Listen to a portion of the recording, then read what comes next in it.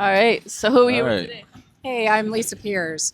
Awesome, awesome. We outside today. I guess the People Unfortunately, Movers shut down. yeah, we Oops. didn't know that it was shut down. We probably should know that type of stuff, Yeah, but we probably. didn't.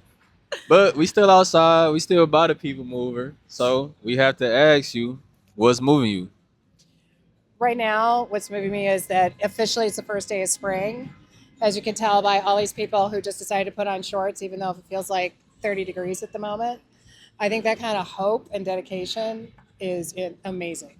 Just amazing. Definitely. It's nice out today. Like I'm feeling good. This is like Michigan You summer know, for if it real. was like -3 and then 30, like 30 feels like 60. Yeah, Literally. exactly. Literally. Yeah, literally. So I mean, you just released this book like last month. So tell us a yeah. little bit about that. Yeah, so this is Motor City Love Song, and the premise of it is that it's taking place back in the 90s during the indie scene in Detroit. And this one girl, Paloma Durrell, is really hitting the heights. She's getting known outside of Detroit, getting international fame. And then when she gets to a key moment in her career, she just disappears. And no one knows where she's went, including her manager slash girlfriend, Jace. Yeah, yeah. So now 20 years go by. She's still a little bitter. She left the music business behind, Jace did. But the venue where they got started is about to close because the pandemic really killed their business. So she's decided, I'm going to put on a benefit concert.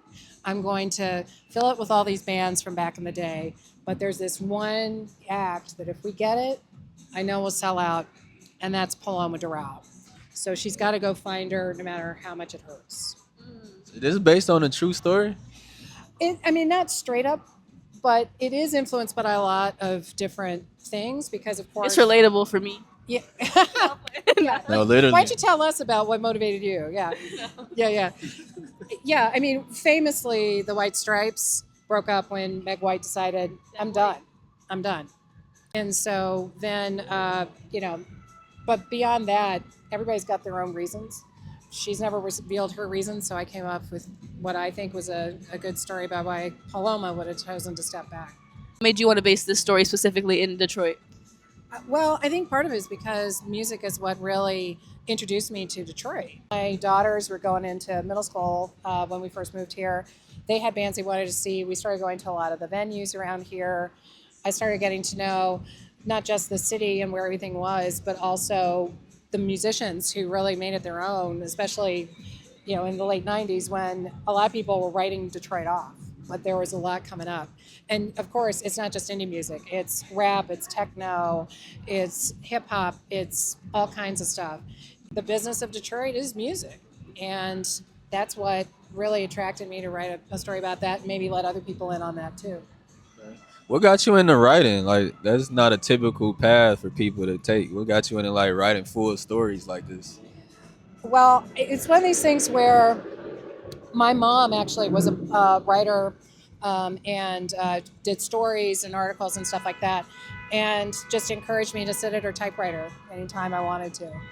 I was an actor. I got an MFA, I did the whole thing, did a lot of musical theater, and then when we moved to the Detroit area 20 years ago, I made a shift and started to sort of pick up some stories, and I kind of by accident wrote a full-on novel. Now this is, several years later, and I've got a great publisher and great opportunities to do more stories. Wow. That's really awesome. So what was that first novel about? How do you feel like you've grown since then to this?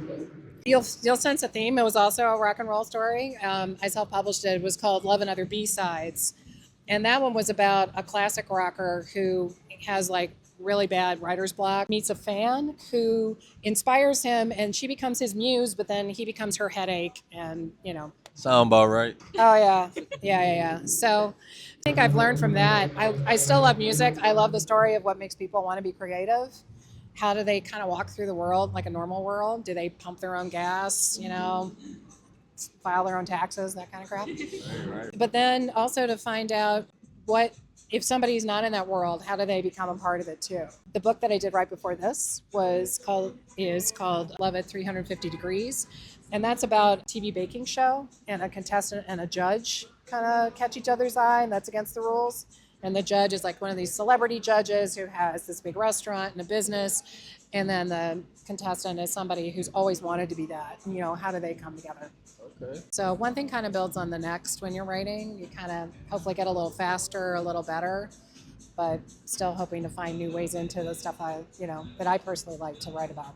Okay. Definitely, yeah. So I read the book. We obviously talked on the Yeah, launch day. That was cool. What made you like? How was it doing like the split timelines in the book when it goes back and forth from years ago to now? Yeah, that took a lot of mapping out. This is a story that's got two main characters, and Jace tells the first half, and Paloma tells the second half, and each of them are thinking back to the old days when they were together, and then having to go through what they're doing now. So I just wanted to make sure it had kind of a rhythm to it. So it's like every third chapter is a flashback. So you kind of get into that rhythm of the storytelling.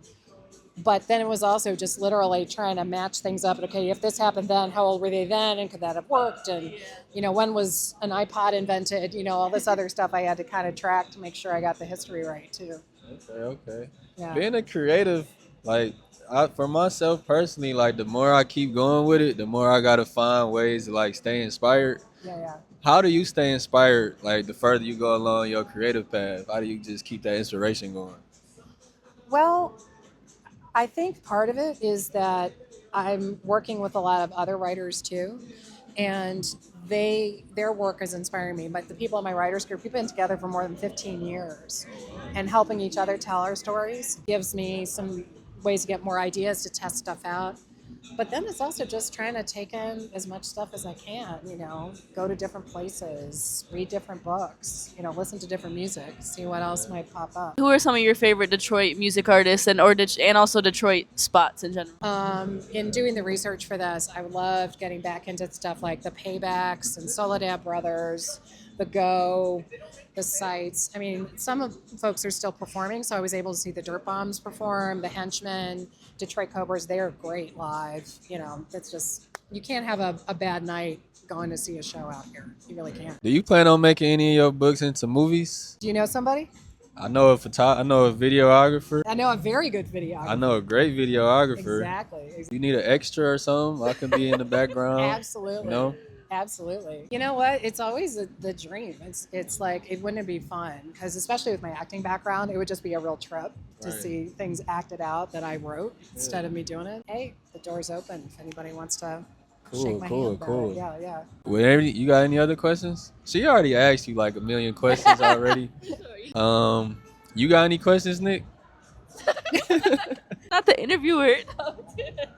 He's like, Nick be having questions sometimes. You're right. Though. Which character do I relate to most? yeah. I love all the characters very much. There's something about Jace. Jace started off as being kind of a mirror of me. She started off as being a real rock and roll like trivia nerd and somebody who just liked to know everything about everybody and how they come together. And also just kind of sweating and making sure everything's right and wanting everybody to really have everything fall into place, which is kind of how you have to write a book sometimes. I would love to be Paloma because she just kind of created and didn't care what people thought of her. And then she let somebody else clean up her mess for a very long time. Wouldn't want to do that. But my heart goes out to Jace, I guess, first and foremost. Good question. For real. Yeah, for real. How do you take I'm assuming when you write a book, you let other people like proofread or like read it and Lots of help people edit it? probably. Oh, yeah. How do you take like constructive criticism when people say stuff about what you should change or what you should add and things like that about your books that you write? It kind of depends at the point in the process. A lot of our reviews with my writers group are, hey, this is what I'm giving you, and these are the things I'd like your feedback on. So you can kind of narrow it. So, if somebody says, yeah, it's good or it's not good, you can't do anything with that. Right. You really kind of need to say, well, what's working for you? I want this effect. Am I getting there? What would help that along? Yeah. That makes it a critique you can work with. After the fact, people have a lot of opinions once the book's done and it's up and you get like Amazon reviews and Goodreads reviews. And some of those I look at, it's like, well, this wasn't the book for you. If you didn't like it, I hope you find a book you love, Valid. And if you really love it, I appreciate you telling me. How long did it take to write this book? This one came together actually pretty quickly. I was able to pitch the idea to the Dial Press, who's my publisher, and then had my first draft within about 9 months. But first drafts are not what's here. It took like 3 more drafts, which took about another year or so. And then they got to slaughter some trees and print these beautiful books and stuff, and that takes a little while. So about 2 years or so. What advice would you give? Writing a book seemed like a lot in my head, just thinking like you writing a whole book. What advice would you give to somebody that wants to write a book? Like, where do they start? Literally, you start with the good stuff. Start with what's really appealing to you and just go off from there. It's like there's no one way to be a writer. There's no one way to, set time aside to write. You're writing kind of the book you wish you could pull off the shelf. So start with the cool part. And then once you kind of got an idea of what you want this story to be about, then you can kind of work with how do you get there.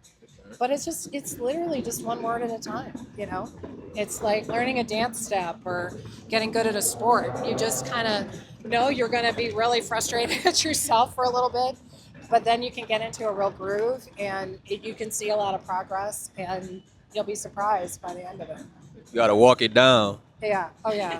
Gotta walk it down. Oh, walk yeah. it down. Exactly. Yeah. Well, with everything you got going on, what's your next stop? My next stop is my next story idea. Right now I'm pulling together some ideas. Wherever it goes, I got a few ideas. Hey, if they pay me a lot, I'll do all of them, and I'll live forever and I'll be able to write them all. But I think some of it is just wanting to have that sense of creativity in it. People who want to be creative, getting out of their own way and really living what they want to do. People who are over 40, who are finding romance and love, because that's not always in books. And then just really stopping to appreciate some of the small stuff that's going on that really makes the journey better. Well, thank you for being on. Anything you want to leave the people off on? Well, I'll do it again. So Motor City Love Song is available anywhere books are sold. If you've gotten a chance to go to one of your favorite independent bookstores, please do. They appreciate the business. It's ebook, paperback, and audiobook, and I hope you enjoy it. Thank you. Thank you so much. Good I'm to ask you gonna get a questions copy again. and read it. Yeah, for Yeah. sure, I'm gonna as you read it. should.